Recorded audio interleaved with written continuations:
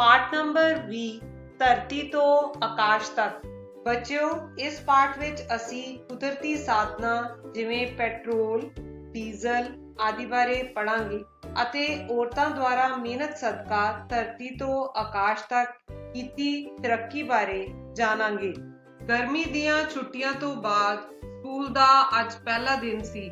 ਗਗਨ ਨੂੰ ਜਮਾਤ ਵਿੱਚ ਕੁਝ ਉਦਾਸ ਜਿਹਾ ਦੇਖ ਕੇ ਅਧਿਆਪਕ ਨੇ ਉਸ ਨੂੰ ਕਾਰਨ ਪੁੱਛਿਆ ਤਾਂ ਗਗਨ ਨੇ ਕਿਹਾ ਕਿ ਉਹ ਜਦੋਂ ਨਾਨਕਿਆਂ ਤੋਂ ਵਾਪਸ ਆ ਰਹੇ ਸਨ, ਬੱਸ ਅੱਡੇ ਵਿੱਚ ਇੱਕ ਬੋਰਡ ਲੱਗਿਆ ਹੋਇਆ ਸੀ, ਜੇ ਅਸੀਂ ਪੈਟਰੋਲ ਅਤੇ ਡੀਜ਼ਲ ਦੀ ਵਰਤੋਂ ਸਮਝਦਾਰੀ ਨਾਲ ਨਹੀਂ ਕਰਾਂਗੇ ਤਾਂ ਇਹ ਛੇਤੀ ਹੀ ਖਤਮ ਹੋ ਜਾਣਗੇ। ਅਧਿਆਪਕ ਨੇ ਕਿਹਾ, ਹਾਂ ਗਗਨ, ਇਹ ਸਹੀ ਹੈ। ਪੈਟਰੋਲ ਅਤੇ ਡੀਜ਼ਲ ਦੇ ਭੰਡਾਰ ਸੀਮਿਤ ਹਨ। ਇਹ ਸੱਚਮੁੱਚ ਹੀ ਇੱਕ ਦਿਨ ਮੁੱਕ ਜਾਣਗੇ, ਪਰ ਜੇ ਅਸੀਂ ਸਮਝਦਾਰੀ ਨਾਲ ਇਹਨਾਂ ਦੀ ਵਰਤੋਂ ਕਰਾਂਗੇ ਤਾਂ ਵਧੇਰੇ ਸਮੇਂ ਲਈ ਇਹਨਾਂ ਦੀ ਵਰਤੋਂ ਕਰ ਸਕਾਂਗੇ। ਬੱਚਿਓ, ਪੈਟਰੋਲ ਤੇ ਡੀਜ਼ਲ ਸੀਮਿਤ ਕੁਦਰਤੀ ਸਾਧਨ ਹਨ। ਇਹ ਹਜ਼ਾਰਾਂ ਸਾਲਾਂ ਦੀ ਪ੍ਰਕਿਰਿਆ ਤੋਂ ਬਾਅਦ ਬਣਦੇ ਹਨ। ਜਿੰਨੀ ਤੇਜ਼ੀ ਨਾਲ ਅਸੀਂ ਇਹਨਾਂ ਦੀ ਵਰਤੋਂ ਕਰਾਂਗੇ, ਇਹ ਓਨੀ ਤੇਜ਼ੀ ਨਾਲ ਖਤਮ ਹੋ ਜਾਣਗੇ। ਸੋ ਇਹਨਾਂ ਦੀ ਉਚਿਤ ਤਰੀਕੇ ਨਾਲ ਵਰਤੋਂ ਕਰਨੀ ਚਾਹੀਦੀ ਹੈ। ਗਗਨ ਨੇ ਪੁੱਛਿਆ, ਮੇਰੇ ਨਾਨਾ ਨਾਨੀ ਤਾਂ ਪਠਾਨਕੋਟ ਰਹਿੰਦੇ ਹਨ, ਉਹ ਤਾਂ ਇੱਥੋਂ ਵੀ ਬਹੁਤ ਦੂਰ ਹੈ। ਸਰ, ਫਿਰ ਅਸੀਂ ਬੱਸ ਤੋਂ ਬਿਨਾਂ ਨਾਨਕੇ ਕਿਵੇਂ ਜਾਵਾਂਗੇ? ਗਗਨ ਦੀ ਗੱਲ ਮੁੱਕਦਿਆਂ ਹੀ ਪ੍ਰਭਜੋਤ ਬੋਲੀ, ਸਰ, ਮੇਰੇ ਡੈਡੀ ਸ਼ਹਿਰ ਕੰਮ ਤੇ ਜਾਂਦੇ ਹਨ, ਉਹ ਕਿਵੇਂ ਜਾਇਆ ਕਰਨਗੇ? ਗਗਨ ਮੋਹਾਲੀ ਰਹਿੰਦਾ ਹੈ ਅਤੇ ਉਸਦੇ ਨਾਨਾ ਨਾਨੀ ਪਠਾਨਕੋਟ ਰਹਿੰਦੇ ਹਨ। ਉਹ ਬੱਸ ਰਾਹੀਂ ਉਹਨਾਂ ਨੂੰ ਮਿਲਣ ਜਾਂਦਾ ਹੈ। ਪ੍ਰਸ਼ਨ ਨੰਬਰ 1, ਕੀ ਤੁਹਾਡਾ ਵੀ ਕੋਈ ਰਿਸ਼ਤੇਦਾਰ ਦੂਰ ਰਹਿੰਦਾ ਹੈ? ਜੇ ਹਾਂ ਤਾਂ ਲਿਖੋ ਕਿ ਤੁਸੀਂ ਉਸ ਨੂੰ ਮਿਲਣ ਕਿਸ ਸਾਧਨ ਰਾਹੀਂ ਜਾਂਦੇ ਹੋ। ਜੇ ਤੁਸੀਂ ਇੱਕ ਤੋਂ ਜ਼ਿਆਦਾ ਸਾਧਨਾਂ ਰਾਹੀਂ ਸਫ਼ਰ ਕਰਦੇ ਹੋ ਤਾਂ ਸਾਰਿਆਂ ਦੇ ਨਾਂ ਲਿਖ ਸਕਦੇ ਹੋ। ਪਿੰਡ ਜਾਂ ਸ਼ਹਿਰ ਜਿੱਥੇ ਤੁਸੀਂ ਰਹਿੰਦੇ ਹੋ, ਪਿੰਡ ਜਾਂ ਸ਼ਹਿਰ ਜਿੱਥੇ ਤੁਸੀਂ ਮਿਲਣ ਜਾਂਦੇ ਹੋ, ਸਫ਼ਰ ਦਾ ਸਾਧਨ।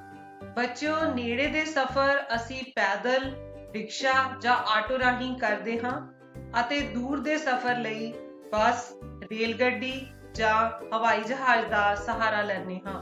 ਬੱਚਿਓ, ਇਹਨਾਂ ਕਾਲਮਾਂ ਵਿੱਚ ਤੁਸੀਂ ਆਪਣੇ ਰਿਸ਼ਤੇਦਾਰਾਂ ਨੂੰ ਕਿੱਥੋਂ ਕਿੱਥੇ ਮਿਲਣ ਜਾਂਦੇ ਹੋ ਅਤੇ ਕਿਸ ਸਾਧਨ ਰਾਹੀਂ ਜਾਂਦੇ ਹੋ, ਉਹਨਾਂ ਦਾ ਵੇਰਵਾ ਲਿਖ ਸਕਦੇ ਹੋ। ਅਧਿਆਪਕ ਨੇ ਕਿਹਾ, ਬੱਚਿਓ, ਕੇਵਲ ਪੈਟਰੋਲ ਅਤੇ ਡੀਜ਼ਲ ਹੀ ਨਹੀਂ, ਕਈ ਹੋਰ ਵੀ ਬਹੁਤ ਜ਼ਰੂਰੀ ਚੀਜ਼ਾਂ ਹਨ ਜਿਨ੍ਹਾਂ ਦੇ ਖਤਮ ਹੋ ਜਾਣ ਦਾ ਡਰ ਹੈ, ਜਿਵੇਂ ਕੋਲਾ ਅਤੇ ਰਸੋਈ ਗੈਸ ਆਦਿ।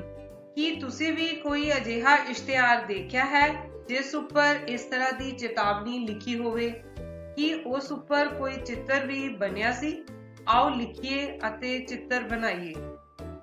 ਭਾਰਤ ਸਰਕਾਰ ਦੇ ਬਿਜਲੀ ਮਹਿਕਮੇ ਵੱਲੋਂ ਹਰ ਸਾਲ ਊਰਜਾ ਦੇ ਅਲੱਗ-ਅਲੱਗ ਸਰੋਤਾਂ ਦਾ ਉਚਿਤ ਪ੍ਰਯੋਗ ਕਰਨ ਸੰਬੰਧੀ ਚਿੱਤਰਕਾਰੀ ਮੁਕਾਬਲੇ ਕਰਵਾਏ ਜਾਂਦੇ ਹਨ। ਇਹਨਾਂ ਮੁਕਾਬਲਿਆਂ ਵਿੱਚ ਬੱਚਿਆਂ ਨੂੰ ਹਿੱਸਾ ਦਿਵਾ ਕੇ ਉਹਨਾਂ ਵਿੱਚ ਜਾਗਰੂਕਤਾ ਪੈਦਾ ਕੀਤੀ ਜਾ ਸਕਦੀ ਹੈ। ਪੈਟਰੋਲ, ਡੀਜ਼ਲ ਅਤੇ ਰਸੋਈ ਗੈਸ ਦੀ ਬਚਤ ਸੰਬੰਧੀ ਇਸ਼ਤਿਹਾਰ। ਬੱਚਿਓ, ਪੈਟਰੋਲ ਡੀਜ਼ਲ ਕਿਵੇਂ ਹੋਂਦ ਵਿੱਚ ਆਏ? ਲੱਖਾਂ ਸਾਲ ਪਹਿਲਾਂ ਜੰਤੂ ਅਤੇ ਰੁੱਖ ਧਰਤੀ ਹੇਠਾਂ ਦਬ ਗਏ। ਸਮੇਂ ਨਾਲ ਉਹਨਾਂ ਉੱਤੇ ਚੱਟਾਨਾਂ ਅਤੇ ਮਿੱਟੀ ਦੀ ਤਹਿ ਬੱਝ ਗਈ। ਹਵਾ ਦੀ ਅਣਹੋਂਦ ਵਿੱਚ, ਭਾਵ ਹਵਾ ਦੀ ਮੌਜੂਦਗੀ ਤੋਂ ਬਿਨਾਂ, ਧਰਤੀ ਅੰਦਰਲੀ ਗਰਮੀ ਅਤੇ ਉੱਚ ਦਬਾਅ ਕਾਰਨ ਇਹ ਤੇਲ, ਗੈਸ ਅਤੇ ਕੋਲੇ ਵਿੱਚ ਬਦਲ ਗਏ। ਪੈਟਰੋਲ, ਡੀਜ਼ਲ, ਰਸੋਈ ਗੈਸ, ਮਿੱਟੀ ਦਾ ਤੇਲ ਅਤੇ ਕੋਲਾ ਅਜਿਹੇ ਕੁਦਰਤੀ ਸਾਧਨ ਹਨ ਜਿਨ੍ਹਾਂ ਨੂੰ ਬਣਨ ਵਿੱਚ ਲੱਖਾਂ ਸਾਲ ਲੱਗ ਜਾਂਦੇ ਹਨ। ਜਿੰਨੀ ਤੇਜ਼ੀ ਨਾਲ ਇਹਨਾਂ ਨੂੰ ਵਰਤਿਆ ਜਾ ਰਿਹਾ ਹੈ, ਇਹ ਓਨੀ ਤੇਜ਼ੀ ਨਾਲ ਬਣ ਨਹੀਂ ਰਹੇ। ਸੋ ਬੱਚਿਓ, ਕੁਦਰਤੀ ਸਾਧਨਾਂ ਦੀ ਵਰਤੋਂ ਸਮਝਦਾਰੀ ਨਾਲ ਕਰਨੀ ਚਾਹੀਦੀ ਹੈ। ਕਿਰਿਆ 1, ਹੇਠਾਂ ਕੁਝ ਚਿੱਤਰ ਦਿੱਤੇ ਹਨ, ਉਹਨਾਂ ਦੇ ਸਾਹਮਣੇ ਲੋੜੀਂਦੀ ਜਾਣਕਾਰੀ ਭਰੋ। ਇਸ ਵਿੱਚ ਤੁਸੀਂ ਆਪਣੇ ਅਧਿਆਪਕ, ਮਾਤਾ-ਪਿਤਾ ਜਾਂ ਕਿਸੇ ਹੋਰ ਵੱਡੇ ਪਰਿਵਾਰਕ ਮੈਂਬਰ ਦੀ ਸਹਾਇਤਾ ਵੀ ਲੈ ਸਕਦੇ ਹੋ। ਕਿਰਿਆ 2, ਤੇਲ ਅਤੇ ਗੈਸ ਦੀ ਕੀਮਤ ਹਰ ਸਮੇਂ ਅਤੇ ਹਰ ਸ਼ਹਿਰ ਵਿੱਚ ਇੱਕੋ ਜਿਹੀ ਨਹੀਂ ਹੁੰਦੀ। ਪਤਾ ਕਰੋ ਕਿ ਤੁਹਾਡੇ ਇਲਾਕੇ ਵਿੱਚ ਕੀ ਕੀਮਤ ਹੈ। ਪੈਟਰੋਲ, ਡੀਜ਼ਲ, ਮਿੱਟੀ ਦਾ ਤੇਲ, ਰਸੋਈ ਗੈਸ। ਕਿਰਿਆ 3, ਆਪਣੇ ਪਰਿਵਾਰ ਦਾ ਇਹਨਾਂ ਉੱਪਰ ਹਰ ਮਹੀਨੇ ਹੋਣ ਵਾਲਾ ਖਰਚ ਪਤਾ ਕਰੋ ਅਤੇ ਖਾਲੀ ਸਥਾਨ ਤੇ ਲਿਖੋ। ਬੱਚਿਓ, ਇਸ ਵਿੱਚ ਤੁਸੀਂ ਪੈਟਰੋਲ, ਡੀਜ਼ਲ, ਮਿੱਟੀ ਦਾ ਤੇਲ, ਰਸੋਈ ਗੈਸ, ਕੋਲਾ ਅਤੇ ਲੱਕੜ ਉੱਤੇ ਹੋ ਰਿਹਾ ਖਰਚ ਆਪਣੇ ਮਾਤਾ-ਪਿਤਾ ਦੀ ਮਦਦ ਨਾਲ ਭਰੋਗੇ। ਅਸੀਂ ਜਾਣਦੇ ਹਾਂ ਕਿ ਪੈਟਰੋਲ, ਡੀਜ਼ਲ ਉਹਨਾਂ ਸਾਧਨਾਂ ਵਿੱਚ ਵਰਤੇ ਜਾਂਦੇ ਹਨ ਜਿਹੜੇ ਸਾਡੇ ਆਉਣ ਜਾਣ ਜਾਂ ਸਮਾਨ ਢੋਣ ਦੇ ਕੰਮ ਆਉਂਦੇ ਹਨ। ਰਸੋਈ ਗੈਸ, ਮਿੱਟੀ ਦਾ ਤੇਲ, ਲੱਕੜ ਅਤੇ ਕੋਲੇ ਦੀ ਵਰਤੋਂ ਖਾਣਾ ਬਣਾਉਣ ਲਈ ਕੀਤੀ ਜਾਂਦੀ ਹੈ। ਕੋਲੇ ਨੂੰ ਬਾਲ ਕੇ ਬਿਜਲੀ ਵੀ ਪੈਦਾ ਕੀਤੀ ਜਾਂਦੀ ਹੈ। ਇਸੇ ਤਰ੍ਹਾਂ ਲੱਕੜ ਵੀ ਸਾਡੇ ਬਹੁਤ ਸਾਰੇ ਕੰਮ ਆਉਂਦੀ ਹੈ, ਜਿਵੇਂ ਫਰਨੀਚਰ, ਇਮਾਰਤ ਬਣਾਉਣ ਅਤੇ ਬਾਲਣ ਲਈ। ਇਹਨਾਂ ਪਦਾਰਥਾਂ ਦੀ ਲੋੜ ਤੋਂ ਵੱਧ ਵਰਤੋਂ ਅਤੇ ਜਾਣਕਾਰੀ ਦੀ ਘਾਟ ਕਾਰਨ ਨਾ ਕੇਵਲ ਸਾਡੇ ਉੱਤੇ ਆਰਥਿਕ ਬੋਝ ਪੈਂਦਾ ਹੈ, ਸਗੋਂ ਇਹਨਾਂ ਦੇ ਧੂਏ ਵਿਚਲੇ ਜ਼ਹਿਰੀਲੇ ਪਦਾਰਥਾਂ ਕਾਰਨ ਸਾਡਾ ਆਲਾ-ਦੁਆਲਾ ਵੀ ਪ੍ਰਦੂਸ਼ਿਤ ਹੁੰਦਾ ਹੈ। ਅਜਿਹੇ ਕਈ ਤਰੀਕੇ ਹਨ ਜਿਨ੍ਹਾਂ ਨੂੰ ਅਪਣਾ ਕੇ ਅਸੀਂ ਨਾ ਕੇਵਲ ਪੈਸੇ ਦੀ ਬਚਤ ਕਰ ਸਕਦੇ ਹਾਂ, ਸਗੋਂ ਆਪਣੇ ਵਾਤਾਵਰਣ ਨੂੰ ਵੀ ਬਚਾ ਸਕਦੇ ਹਾਂ। ਜਿਵੇਂ ਕਈ ਵਾਰ ਅਸੀਂ ਦੇਖਦੇ ਹਾਂ ਕਿ ਕੁਝ ਲੋਕ ਸਕੂਟਰ, ਮੋਟਰਸਾਈਕਲ, ਕਾਰ, ਟਰੈਕਟਰ ਆਦਿ ਨੂੰ ਚੱਲਦਾ ਛੱਡ ਕੇ ਗੱਲਾਂ ਜਾਂ ਹੋਰ ਕੋਈ ਕੰਮ ਕਰਦੇ ਰਹਿੰਦੇ ਹਨ। ਸ਼ਹਿਰਾਂ ਵਿੱਚ ਟ੍ਰੈਫਿਕ ਲਾਈਟਾਂ ਹੁੰਦੀਆਂ ਹਨ। ਲਾਲ ਬੱਤੀ ਹੋਣ ਤੇ ਕਾਫੀ ਚਿਰ ਰੁਕਣਾ ਪੈਂਦਾ ਹੈ। ਅਜਿਹੇ ਸਮੇਂ ਵਾਹਨ ਨੂੰ ਬੰਦ ਕਰ ਦੇਣਾ ਚਾਹੀਦਾ ਹੈ। ਬੱਚਿਓ, ਇਸ ਤਰ੍ਹਾਂ ਕਰਨ ਨਾਲ ਇੰਧਨ ਦੀ ਬਚਤ ਹੋਵੇਗੀ। ਨਿਸ਼ਚਿਤ ਸਮੇਂ ਤੇ ਇਹਨਾਂ ਵਾਹਨਾਂ ਦੀ ਸਰਵਿਸ ਕਰਵਾਉਣ ਨਾਲ ਵੀ ਤੇਲ ਦੀ ਖਪਤ ਘੱਟ ਹੁੰਦੀ ਹੈ। ਬੱਚਿਓ, ਹਰ ਵਹੀਕਲ ਨੂੰ ਸਰਵਿਸ ਦੀ ਲੋੜ ਹੁੰਦੀ ਹੈ, ਜੋ ਕਿ ਸਾਨੂੰ ਸਮੇਂ-ਸਮੇਂ ਤੇ ਕਰਵਾ ਲੈਣੀ ਚਾਹੀਦੀ ਹੈ। ਜੇਕਰ ਸੰਭਵ ਹੋਵੇ ਤਾਂ ਨੇੜੇ ਦੇ ਸਥਾਨਾਂ ਤੇ ਜਾਣ ਲਈ ਵਾਹਨ ਦੀ ਵਰਤੋਂ ਤੋਂ ਸੰਕੋਚ ਕਰਨਾ ਚਾਹੀਦਾ ਹੈ, ਭਾਵ ਪੈਦਲ ਜਾਇਆ ਜਾ ਸਕਦਾ ਹੈ। ਜਦੋਂ ਵੀ ਸੰਭਵ ਹੋਵੇ, ਨਿੱਜੀ ਵਾਹਨਾਂ ਦੀ ਥਾਂ ਪਬਲਿਕ ਟਰਾਂਸਪੋਰਟ ਦੀ ਵਰਤੋਂ ਕਰਨੀ ਚਾਹੀਦੀ ਹੈ, ਭਾਵ ਆਪਣੇ ਸਕੂਟਰ, ਮੋਟਰਸਾਈਕਲ ਜਾਂ ਕਾਰ ਦੀ ਬਜਾਏ ਬੱਸ ਜਾਂ ਰੇਲ ਗੱਡੀ ਦੀ ਵਰਤੋਂ ਕਰਨੀ ਚਾਹੀਦੀ ਹੈ। ਪ੍ਰਸ਼ਨ ਨੰਬਰ 1, ਤੁਸੀਂ ਰਸੋਈ ਗੈਸ, ਲੱਕੜ ਅਤੇ ਮਿੱਟੀ ਦੇ ਤੇਲ ਦੀ ਬਚਤ ਕਿਵੇਂ ਕਰੋਗੇ? ਸਾਨੂੰ ਇਹਨਾਂ ਦੀ ਥਾਂ ਨਵਿਆਨਯੋਗ ਸਾਧਨਾਂ ਜਿਵੇਂ ਸੂਰਜੀ ਊਰਜਾ, ਸੋਲਰ ਕੁੱਕਰ, ਪਾਣੀ ਗਰਮ ਕਰਨ ਲਈ ਸੋਲਰ ਭੱਠੀਆਂ ਦਾ ਪ੍ਰਯੋਗ ਕਰਨਾ ਚਾਹੀਦਾ ਹੈ। ਅਸੀਂ ਖਾਣਾ ਢੱਕ ਕੇ ਅਤੇ ਕੁੱਕਰ ਰਾਹੀਂ ਬਣਾ ਸਕਦੇ ਹਾਂ। ਇਸ ਨਾਲ ਵੀ ਇਹਨਾਂ ਦੀ ਬਚਤ ਹੋਵੇਗੀ। ਕਿਰਿਆ 4, ਤੁਸੀਂ ਆਪਣੇ ਦੂਰ ਰਹਿੰਦੇ ਰਿਸ਼ਤੇਦਾਰਾਂ ਬਾਰੇ ਦੱਸ ਚੁੱਕੇ ਹੋ। ਜਦੋਂ ਤੁਸੀਂ ਉਹਨਾਂ ਨੂੰ ਮਿਲਣ ਜਾਂਦੇ ਹੋ ਤਾਂ ਸਫ਼ਰ ਦੌਰਾਨ ਤੁਹਾਨੂੰ ਆਲੇ-ਦੁਆਲੇ ਬਹੁਤ ਕੁਝ ਦਿਖਾਈ ਦਿੰਦਾ ਹੈ। ਆਓ ਇੱਕ ਸੂਚੀ ਬਣਾਈਏ। ਦਰੱਖਤ, ਦੁਕਾਨਾਂ, ਘਰ, ਵਾਹਨ, ਜਾਨਵਰ, ਇਮਾਰਤਾਂ, ਸਕੂਲ, ਫਸਲਾਂ ਆਦਿ। ਬੱਚਿਓ, ਕਲਪਨਾ ਕਰੋ ਜੇ ਤੁਸੀਂ ਕਿਤੇ ਜਾ ਰਹੇ ਹੋ ਅਤੇ ਤੁਹਾਡੇ ਆਲੇ-ਦੁਆਲੇ ਇਸ ਸਭ ਕੁਝ ਦੀ ਜਗ੍ਹਾ ਬੱਦਲ ਹੋਣ ਤਾਂ ਤੁਹਾਨੂੰ ਕਿਹੋ ਜਿਹਾ ਮਹਿਸੂਸ ਹੋਵੇਗਾ? ਆਓ ਸੁਖਦੀਪ ਕੋਲੋਂ ਜਾਣੀਏ। ਬੱਚਿਓ, ਇਹਨਾਂ ਸਤਰਾਂ ਨੂੰ ਧਿਆਨ ਨਾਲ ਪੜ੍ਹਾਂਗੇ ਅਤੇ ਸਿੱਖਾਂਗੇ ਕਿ ਅਸੀਂ ਸਖਤ ਮਿਹਨਤ ਰਾਹੀਂ ਆਪਣੇ ਸੁਪਨੇ ਪੂਰੇ ਕਰ ਸਕਦੇ ਹਾਂ। ਚਲੋ ਪਹਿਲਾਂ ਸੁਖਦੀਪ ਬਾਰੇ ਜਾਣ ਲਈਏ। ਉਹ ਇੱਕ ਪਾਇਲਟ ਹੈ। ਉਸ ਦਾ ਜਨਮ 13 ਮਈ 1986 ਨੂੰ ਉਸ ਦੇ ਨਾਨਕੇ ਪਿੰਡ ਮੌੜ ਵਿਖੇ ਹੋਇਆ। ਸੁਖਦੀਪ ਦੇ ਪਿਤਾ ਸਰਦਾਰ ਰਣਧੀਰ ਸਿੰਘ ਦੱਸਦੇ ਹਨ ਕਿ ਸੁਖਦੀਪ ਨੂੰ ਬਚਪਨ ਤੋਂ ਹੀ ਪਾਇਲਟ ਬਣਨ ਦਾ ਸ਼ੌਂਕ ਸੀ। ਜਦੋਂ ਉਸ ਨੂੰ ਪੁੱਛਿਆ ਜਾਂਦਾ ਕਿ ਵੱਡੇ ਹੋ ਕੇ ਕੀ ਬਣਨਾ ਹੈ ਤਾਂ ਉਸ ਦਾ ਜਵਾਬ ਹੁੰਦਾ, ਮੈਂ ਹਵਾ ਵਿੱਚ ਉੱਡਣਾ ਹੈ, ਮੈਂ ਤਾਂ ਪਾਇਲਟ ਬਣਾਂਗੀ।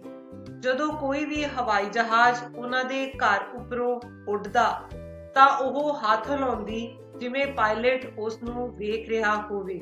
ਸਾਲ 2009 ਵਿੱਚ ਉਹ ਕਮਰਸ਼ੀਅਲ ਪਾਇਲਟ ਬਣੀ ਅਤੇ ਇਸ ਤੋਂ ਬਾਅਦ ਉਹ ਪੰਜਾਬ ਦੀ ਪਹਿਲੀ ਮਹਿਲਾ ਪਾਇਲਟ ਇੰਸਟ੍ਰਕਟਰ ਪਾਇਲਟਾਂ ਨੂੰ ਸਿਖਲਾਈ ਦੇਣ ਵਾਲੀ ਬਣੀ। ਸੁਖਦੀਪ ਦੀ ਇਸ ਪ੍ਰਾਪਤੀ ਕਰਕੇ ਸਰਕਾਰ ਅਤੇ ਬਹੁਤ ਸਾਰੀਆਂ ਸੰਸਥਾਵਾਂ ਵੱਲੋਂ ਉਸ ਦਾ ਸਨਮਾਨ ਕੀਤਾ ਗਿਆ ਅਤੇ ਬਹੁਤ ਸਾਰੇ ਅਖਬਾਰਾਂ ਅਤੇ ਰਸਾਲਿਆਂ ਵਿੱਚ ਉਸ ਬਾਰੇ ਲੇਖ ਅਤੇ ਤਸਵੀਰਾਂ ਛਪੀਆਂ। ਬੱਚਿਓ, ਕਾਮਯਾਬ ਹੋਣ ਲਈ ਸਾਨੂੰ ਬਹੁਤ ਮਿਹਨਤ ਕਰਨੀ ਪੈਂਦੀ ਹੈ ਅਤੇ ਉਸ ਦਾ ਸਾਨੂੰ ਫਲ ਵੀ ਮਿਲਦਾ ਹੈ। 26 ਸਤੰਬਰ 2006 ਦੇ ਦਿਨ ਆਪਣੀ ਪਹਿਲੀ ਉਡਾਨ ਬਾਰੇ ਦੱਸਦੇ ਹੋਏ ਸੁਖਦੀਪ ਕਹਿੰਦੀ ਹੈ, ਇਹ ਇੱਕ ਪੀਲੇ ਰੰਗ ਦਾ ਪੁਸ਼ਪਕ ਵਿਮਾਨ ਸੀ। ਮੈਨੂੰ ਇਸ ਗੱਲ ਦੀ ਬਹੁਤ ਖੁਸ਼ੀ ਸੀ ਕਿ ਆਖਰ ਜਹਾਜ਼ ਉਡਾਉਣ ਦਾ ਮੌਕਾ ਮਿਲ ਹੀ ਗਿਆ ਸੀ। ਮੈਂ ਹਵਾ ਵਿੱਚ ਉੱਡ ਰਹੀ ਸੀ। ਮੇਰਾ ਬਚਪਨ ਦਾ ਸੁਪਨਾ ਪੂਰਾ ਹੋ ਗਿਆ ਸੀ। ਰੂਹ ਵਰਗੇ ਚਿੱਟੇ ਬੱਦਲਾਂ ਨੂੰ ਚੀਰ ਕੇ ਜਾਣਾ ਇੱਕ ਸੁਪਨਾ ਜਿਹਾ ਲੱਗ ਰਿਹਾ ਸੀ। ਜਦ ਮੈਂ ਥੱਲੇ ਦੇਖਿਆ ਤਾਂ ਮੈਨੂੰ ਮਾਚਿਸ ਦੀਆਂ ਡੱਬੀਆਂ ਵਰਗੀਆਂ ਕੁਝ ਆਕ੍ਰਿਤੀਆਂ ਨਜ਼ਰ ਆਈਆਂ ਅਤੇ ਦੂਰ ਤੱਕ ਮੈਦਾਨਾਂ ਵਿੱਚ ਹਰੀ ਚਾਦਰ ਜਿਹੀ ਵਿਛੀ ਹੋਈ ਸੀ।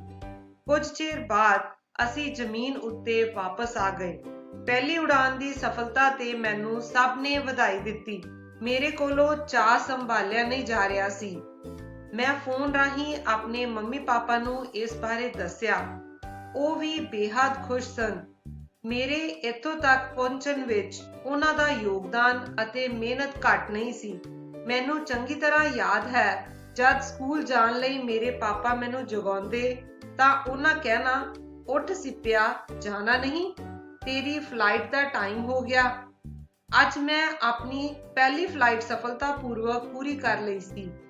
ਹਾਂ, ਇੱਕ ਗੱਲ ਹੋਰ, ਕੁਝ ਹੋਰ ਉਡਾਨਾਂ ਤੋਂ ਬਾਅਦ ਮੈਨੂੰ ਪਤਾ ਲੱਗਿਆ ਕਿ ਉਹ ਮਾਚਿਸ ਦੀਆਂ ਡੱਬੀਆਂ ਲੋਕਾਂ ਦੇ ਘਰ ਸਨ ਅਤੇ ਹਰੀ ਚਾਦਰ ਅਸਲ ਵਿੱਚ ਝੋਨੇ ਦੀ ਫਸਲ ਸੀ। ਸੁਖਦੀਪ ਦੇ ਮਾਤਾ ਸ਼੍ਰੀਮਤੀ ਜਤਿੰਦਰ ਕੌਰ ਬੀਤੇ ਦਿਨਾਂ ਨੂੰ ਯਾਦ ਕਰਦਿਆਂ ਦੱਸਦੇ ਹਨ, ਸੁਖਦੀਪ ਬਚਪਨ ਤੋਂ ਬਹੁਤ ਮਿਹਨਤੀ ਸੀ। ਪੜ੍ਹਾਈ, ਖੇਡਾਂ ਜਾਂ ਹੋਰ ਗਤੀਵਿਧੀਆਂ ਵਿੱਚ ਹਮੇਸ਼ਾ ਭਾਗ ਲੈਂਦੀ ਅਤੇ ਅਵਲ ਆਉਂਦੀ। ਘਰ ਵਿੱਚ ਉਹ ਸਭ ਦੀ ਲਾਡਲੀ ਸੀ। ਪਰਿਵਾਰ ਨੇ ਸਦਾ ਉਸ ਦਾ ਸਾਥ ਦਿੱਤਾ। ਹਾਂ, ਕੁਝ ਲੋਕਾਂ ਨੂੰ ਇੱਕ ਕੁੜੀ ਦਾ ਇਸ ਖੇਤਰ ਵਿੱਚ ਜਾਣਾ ਬਹੁਤਾ ਪਸੰਦ ਨਹੀਂ ਸੀ। ਇਸ ਲਈ ਸਾਨੂੰ ਕਈ ਵਾਰ ਇਸ ਕਿਸਮ ਦੀਆਂ ਗੱਲਾਂ ਸੁਣਨ ਨੂੰ ਮਿਲਦੀਆਂ ਸਨ। ਅਸੀਂ ਕਦੇ ਵੀ ਕੁੜੀ ਅਤੇ ਮੁੰਡੇ ਵਿੱਚ ਫਰਕ ਨਹੀਂ ਸਮਝਿਆ। ਮੁੰਡੇ ਦੇ ਜਨਮ ਸਮੇਂ ਦਰਵਾਜ਼ਿਆਂ ਉੱਪਰ ਨਿੰਮ ਬੰਨ੍ਹਣ ਦਾ ਰਿਵਾਜ ਹੈ, ਪਰ ਸੁਖਦੀਪ ਦੇ ਜਨਮ ਤੋਂ ਬਾਅਦ ਸਾਡੇ ਦਰਵਾਜ਼ੇ ਨਿੰਮ ਬੰਨ੍ਹੀ ਗਈ। ਜੇਕਰ ਮੌਕਾ ਅਤੇ ਸਹਿਯੋਗ ਮਿਲੇ ਤਾਂ ਕੁੜੀਆਂ ਵੀ ਸੁਖਦੀਪ ਵਾਂਗ ਤਰੱਕੀ ਦੀ ਸਿਖਰ ਨੂੰ ਛੂ ਸਕਦੀਆਂ ਹਨ। ਪ੍ਰਸ਼ਨ ਨੰਬਰ 2, ਤੁਸੀਂ ਵੱਡੇ ਹੋ ਕੇ ਕੀ ਬਣਨਾ ਚਾਹੋਗੇ? ਬੱਚਿਓ, ਇਸ ਵਿੱਚ ਤੁਸੀਂ ਵੱਡੇ ਹੋ ਕੇ ਕੀ ਬਣਨਾ ਚਾਹੋਗੇ ਉਹ ਲਿਖੋਗੇ, ਜਿਵੇਂ ਪਾਇਲਟ, ਇੰਜੀਨੀਅਰ, ਡਾਕਟਰ ਜਾਂ ਅਧਿਆਪਕ ਆਦਿ। ਦਿਨੇ ਹਵਾਈ ਉਡਾਨ ਸਮੇਂ ਬੱਦਲ ਸੁਖਦੀਪ ਨੂੰ ਰੂਹ ਵਾਂਗ ਦਿਖਾਈ ਦਿੰਦੇ ਸਨ। ਸੋਚੋ, ਰਾਤ ਸਮੇਂ ਆਸਮਾਨ ਵਿੱਚ ਕੀ ਦਿਖਾਈ ਦਿੰਦਾ ਹੋਵੇਗਾ।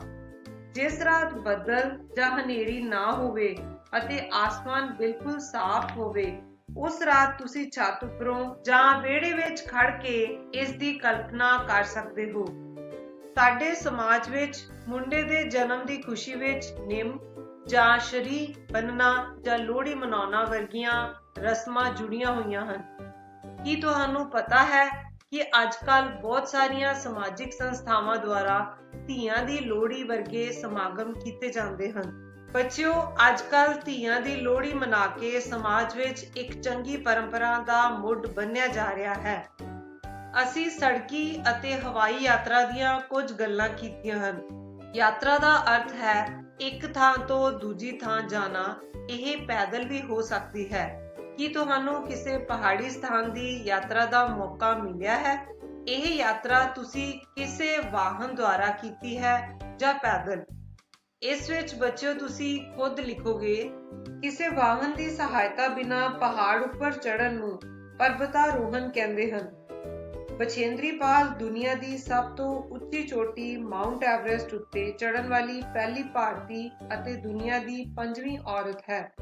ਪਹਾੜ ਉੱਪਰ ਚੜ੍ਹਨ ਦਾ ਮੌਕਾ ਬਛੇਂਦਰੀ ਪਾਲ ਨੂੰ ਪਹਿਲੀ ਵਾਰ 12 ਸਾਲ ਦੀ ਉਮਰ ਵਿੱਚ ਮਿਲਿਆ, ਜਦੋਂ ਉਸਨੇ ਆਪਣੀਆਂ ਸਹੇਲੀਆਂ ਨਾਲ 4000 ਮੀਟਰ ਦੀ ਚੜ੍ਹਾਈ ਕੀਤੀ। ਇਹ ਚੜ੍ਹਾਈ ਕਿਸੇ ਯੋਜਨਾਬੱਧ ਤਰੀਕੇ ਨਾਲ ਨਹੀਂ ਸੀ ਕੀਤੀ। ਅਸਲ ਵਿੱਚ ਉਹ ਸਕੂਲ ਤੋਂ ਪਿਕਨਿਕ ਵਾਸਤੇ ਗਈ ਸੀ। ਉਸਨੇ ਸਹੇਲੀਆਂ ਨਾਲ ਚੜ੍ਹਾਈ ਸ਼ੁਰੂ ਕੀਤੀ ਤਾਂ ਉਹ ਚੜ੍ਹਦੀ ਹੀ ਗਈ, ਪਰੰਤੂ ਤਦ ਤੱਕ ਸ਼ਾਮ ਹੋ ਚੁੱਕੀ ਸੀ। ਵਾਪਸ ਆਉਣਾ ਸੰਭਵ ਨਹੀਂ ਸੀ। ਰਾਤ ਨੂੰ ਠਹਿਰਨ ਵਾਸਤੇ ਉਹਨਾਂ ਕੋਲ ਪੂਰਾ ਇੰਤਜ਼ਾਮ ਨਹੀਂ ਸੀ। ਬਿਨਾਂ ਟੈਂਟ ਅਤੇ ਭੋਜਨ ਦੇ ਉਹਨਾਂ ਨੂੰ ਉਵੇਂ ਹੀ ਰਾਤ ਕੱਟਣੀ ਪਈ। ਇਸ ਤੋਂ ਬਾਅਦ ਉਸਨੇ ਪਹਾੜ ਉੱਤੇ ਚੜ੍ਹਨ ਦੀ ਸਿਖਲਾਈ ਲਈ। ਅਤੇ ਐਵਰੈਸਟ ਉੱਤੇ ਤਿਰੰਗਾ ਲਹਿਰਾ ਕੇ ਭਾਰਤ ਦਾ ਨਾਂ ਸਾਰੀ ਦੁਨੀਆ ਵਿੱਚ ਉੱਚਾ ਕੀਤਾ। ਬੱਚਿਓ, ਪਰਬਤਾਰੋਹਣ ਲਈ ਵਿਸ਼ੇਸ਼ ਅਭਿਆਸ ਅਤੇ ਖਾਸ ਉਪਕਰਨਾਂ ਦੀ ਵਰਤੋਂ ਕੀਤੀ ਜਾਂਦੀ ਹੈ। ਗਗਨ ਦੇ ਅਧਿਆਪਕ ਕਾਫੀ ਦੇਰ ਤੋਂ ਕੁਝ ਲਿਖ ਰਹੇ ਸਨ। ਗਗਨ ਦੇ ਪੁੱਛਣ ਉੱਤੇ ਉਹਨਾਂ ਜਵਾਬ ਦਿੱਤਾ ਕਿ ਤੁਹਾਨੂੰ ਪਿਕਨਿਕ ਤੇ ਲੈ ਕੇ ਜਾਣਾ ਹੈ। ਉਸ ਦੀ ਤਿਆਰੀ ਕਰ ਰਿਹਾ ਹਾਂ। ਪ੍ਰਭਜੋਤ ਬੋਲੀ, ਸਰ, ਇਸ ਵਿੱਚ ਲਿਖਣ ਵਾਲੀ ਕੀ ਗੱਲ ਹੈ? ਅਧਿਆਪਕ ਨੇ ਕਿਹਾ, ਕਿਸੇ ਵੀ ਕੰਮ ਨੂੰ ਕਰਨ ਤੋਂ ਪਹਿਲਾਂ ਉਸ ਦੀ ਵਿਉਂਤ ਬਣਾ ਲੈਣੀ ਚਾਹੀਦੀ ਹੈ। ਲਿਖ ਕੇ ਵਿਉਂਤਬੰਦੀ ਕਰਨ ਨਾਲ ਇਹ ਕੰਮ ਹੋਰ ਵੀ ਵਧੀਆ ਹੋ ਜਾਂਦਾ ਹੈ। ਨਹੀਂ ਤਾਂ ਤੁਸੀਂ ਬਚੇਂਦਰੀ ਪਾਲ ਦੇ ਬਚਪਨ ਦੀ ਘਟਨਾ ਜਾਣ ਹੀ ਚੁੱਕੇ ਹੋ। ਕਿਹੜੇ-ਕਿਹੜੇ ਕੰਮ ਕਰਨੇ ਹਨ ਅਤੇ ਕੀ-ਕੀ ਸਮਾਨ ਲੋੜੀਂਦਾ ਹੈ। ਮੈਂ ਉਹਨਾਂ ਦੀ ਇੱਕ ਸੂਚੀ ਬਣਾ ਦਿੱਤੀ ਹੈ। ਤੁਸੀਂ ਦੇਖ ਸਕਦੇ ਹੋ। ਗਗਨ ਨੇ ਦੇਖਿਆ।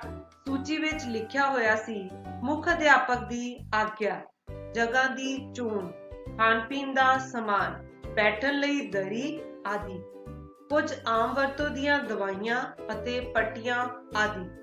ਬੱਚਿਓ, ਹਰ ਕੰਮ ਨੂੰ ਵਧੀਆ ਤਰੀਕੇ ਨਾਲ ਕਰਨ ਲਈ ਯੋਜਨਾ ਬਣਾਉਣੀ ਜ਼ਰੂਰੀ ਹੈ। ਬਣਾਈ ਯੋਜਨਾ ਅਨੁਸਾਰ ਸਾਰੇ ਵਿਦਿਆਰਥੀ ਪਿਕਨਿਕ ਤੇ ਗਏ ਅਤੇ ਉਹਨਾਂ ਨੇ ਬਹੁਤ ਕੁਝ ਸਿੱਖਿਆ ਅਤੇ ਆਨੰਦ ਮਾਣਿਆ। ਕੀ ਤੁਸੀਂ ਕਦੇ ਪਿਕਨਿਕ ਦਾ ਆਨੰਦ ਮਾਣਿਆ ਹੈ? ਜੇ ਹਾਂ, ਤਾਂ ਉਸ ਬਾਰੇ ਆਪਣਾ ਤਜਰਬਾ ਆਪਣੇ ਨੋਟਬੁੱਕ ਵਿੱਚ ਲਿਖੋ। ਯਾਦ ਰੱਖਣਯੋਗ ਗੱਲਾਂ। ਪੈਟਰੋਲ ਅਤੇ ਡੀਜ਼ਲ ਦੇ ਭੰਡਾਰ ਸੀਮਿਤ ਹਨ। ਊਰਜਾ ਦੇ ਸਰੋਤਾਂ ਦੀ ਅੰਨ੍ਹੇਵਾਹ ਵਰਤੋਂ ਕਾਰਨ ਨਾ ਕੇਵਲ ਸਾਡੇ ਉੱਪਰ ਆਰਥਿਕ ਬੋਝ ਪੈਂਦਾ ਹੈ, ਸਗੋਂ ਇਹਨਾਂ ਦੇ ਧੂਏ ਵਿਚਲੇ ਜ਼ਹਿਰੀਲੇ ਪਦਾਰਥਾਂ ਕਾਰਨ ਸਾਡਾ ਆਲਾ-ਦੁਆਲਾ ਵੀ ਪ੍ਰਦੂਸ਼ਿਤ ਹੁੰਦਾ ਹੈ। ਦੂਰ-ਦੁਰਾਡੇ ਦੇਸ਼ਾਂ ਵਿੱਚ ਜਾਣ ਲਈ ਹਵਾਈ ਜਹਾਜ਼ ਦੀ ਵਰਤੋਂ ਆਵਾਜਾਈ ਦੇ ਸਾਧਨ ਵਜੋਂ ਕੀਤੀ ਜਾਂਦੀ ਹੈ। ਕਿਸੇ ਵਾਹਨ ਦੀ ਸਹਾਇਤਾ ਬਿਨਾਂ ਪਹਾੜ ਉੱਪਰ ਚੜ੍ਹਨ ਨੂੰ ਪਰਬਤਾਰੋਹਣ ਕਹਿੰਦੇ ਹਨ। ਪ੍ਰਸ਼ਨ ਨੰਬਰ 3, ਖਾਲੀ ਥਾਵਾਂ ਭਰੋ। ਨੰਬਰ 1, ਡੈਸ਼ ਦੀ ਅਣਹੋਂਦ ਵਿੱਚ ਧਰਤੀ ਅੰਦਰਲੀ ਡੈਸ਼ ਅਤੇ ਉੱਚ ਡੈਸ਼ ਕਾਰਨ ਇਹ ਤੇਲ, ਗੈਸ ਅਤੇ ਕੋਲੇ ਵਿੱਚ ਬਦਲ ਗਏ। ਹਵਾ ਦੀ ਅਣਹੋਂਦ ਧਰਤੀ ਅੰਦਰਲੀ ਗਰਮੀ ਅਤੇ ਉੱਚ ਦਬਾਅ ਕਾਰਨ। ਨੰਬਰ 2, ਕੋਲੇ ਨੂੰ ਬਾਲ ਕੇ ਡੈਸ਼ ਪੈਦਾ ਕੀਤੀ ਜਾਂਦੀ ਹੈ, ਬਿਜਲੀ। ਨੰਬਰ 3, ਸੁਖਦੀਪ ਕੌਰ ਡੈਸ਼ ਦੀ ਪਾਇਲਟ। ਨੰਬਰ 4, ਊਰਜਾ ਦੇ ਭੰਡਾਰ ਡੈਸ਼ ਹਨ, ਸੀਮਿਤ। ਨੰਬਰ 5, ਪਹਾੜਾਂ ਦੇ ਚੜ੍ਹਨ ਵਾਲੇ ਡੈਸ਼ ਹੁੰਦੇ ਹਨ, ਪਰਬਤਾਰੋਹੀ। ਪ੍ਰਸ਼ਨ ਨੰਬਰ 4, ਹੇਠ ਲਿਖੇ ਪ੍ਰਸ਼ਨਾਂ ਦੇ ਉੱਤਰ ਲਿਖੋ। ਨੰਬਰ 1, ਬਚੇਂਦਰੀ ਪਾਲ ਕੌਣ ਸੀ? ਬਚੇਂਦਰੀ ਪਾਲ ਦੁਨੀਆ ਦੀ ਸਭ ਤੋਂ ਉੱਚੀ ਚੋਟੀ ਮਾਊਂਟ ਐਵਰੈਸਟ ਤੇ ਚੜ੍ਹਨ ਵਾਲੀ ਪਹਿਲੀ ਭਾਰਤੀ ਔਰਤ ਅਤੇ ਦੁਨੀਆ ਦੀ 5ਵੀਂ ਔਰਤ ਹੈ। ਪ੍ਰਸ਼ਨ ਨੰਬਰ 2, ਧਰਤੀ ਹੇਠਾਂ ਪੈਟਰੋਲ, ਡੀਜ਼ਲ, ਰਸੋਈ ਗੈਸ ਅਤੇ ਮਿੱਟੀ ਦਾ ਤੇਲ ਕਿਵੇਂ ਬਣੇ? ਲੱਖਾਂ ਸਾਲ ਪਹਿਲਾਂ ਜੰਤੂ ਅਤੇ ਰੁੱਖ ਧਰਤੀ ਹੇਠਾਂ ਦਬ ਗਏ। ਸਮੇਂ ਨਾਲ ਉਹਨਾਂ ਉੱਤੇ ਚੱਟਾਨਾਂ ਅਤੇ ਮਿੱਟੀ ਦੀ ਤਹਿ ਬਚ ਗਈ। ਹਵਾ ਦੀ ਅਣਹੋਂਦ ਵਿੱਚ ਧਰਤੀ ਅੰਦਰਲੀ ਗਰਮੀ ਅਤੇ ਉੱਚ ਦਬਾਅ ਕਾਰਨ ਇਹ ਤੇਲ, ਗੈਸ ਅਤੇ ਕੋਲੇ ਵਿੱਚ ਬਦਲ ਗਏ। ਪ੍ਰਸ਼ਨ ਨੰਬਰ 3, ਸੁਖਦੀਪ ਕੌਰ ਕੌਣ ਸੀ? ਉਹ ਬਚਪਨ ਵਿੱਚ ਕੀ ਬਣਨਾ ਚਾਹੁੰਦੀ ਸੀ? ਸੁਖਦੀਪ ਕੌਰ ਪੰਜਾਬ ਦੀ ਪਹਿਲੀ ਮਹਿਲਾ ਪਾਇਲਟ ਇੰਸਟ੍ਰਕਟਰ ਸੀ। ਉਹ ਬਚਪਨ ਵਿੱਚ ਹੀ ਪਾਇਲਟ ਬਣਨਾ ਚਾਹੁੰਦੀ ਸੀ। ਪ੍ਰਸ਼ਨ ਨੰਬਰ 4, ਪੈਟਰੋਲ ਅਤੇ ਡੀਜ਼ਲ ਕਾਰਨ ਹੋਣ ਵਾਲੇ ਹਵਾ ਪ੍ਰਦੂਸ਼ਣ ਤੋਂ ਕਿਵੇਂ ਬਚਿਆ ਜਾ ਸਕਦਾ ਹੈ? ਜੇਕਰ ਕਿਤੇ ਰੁਕਣਾ ਪਵੇ ਤਾਂ ਵਹੀਕਲ ਬੰਦ ਕਰ ਦੇਣਾ ਚਾਹੀਦਾ ਹੈ। ਵਾਹਨਾਂ ਦੀ ਸਮੇਂ-ਸਮੇਂ ਸਿਰ ਸਰਵਿਸ ਕਰਵਾਉਣੀ ਚਾਹੀਦੀ ਹੈ। ਜੇ ਸੰਭਵ ਹੋਵੇ ਤਾਂ ਪਬਲਿਕ ਟਰਾਂਸਪੋਰਟ ਦੀ ਵਰਤੋਂ ਕਰਨੀ ਚਾਹੀਦੀ ਹੈ। ਇਸ ਤਰ੍ਹਾਂ ਦੀਆਂ ਹੋਰ ਵੀਡੀਓਜ਼ ਲਈ ਲਾਈਕ ਅਤੇ ਸਬਸਕ੍ਰਾਈਬ ਕਰੋ। ਧੰਨਵਾਦ।